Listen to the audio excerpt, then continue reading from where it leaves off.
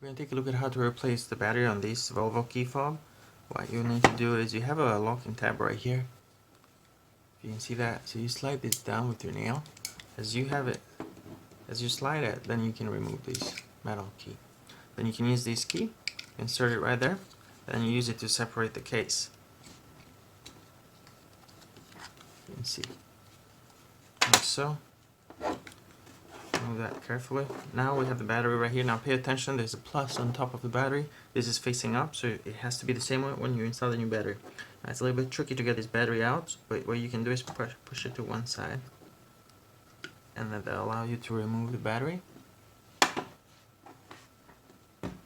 Take the new battery, plus facing up, slide it in there, push it down so it's flat.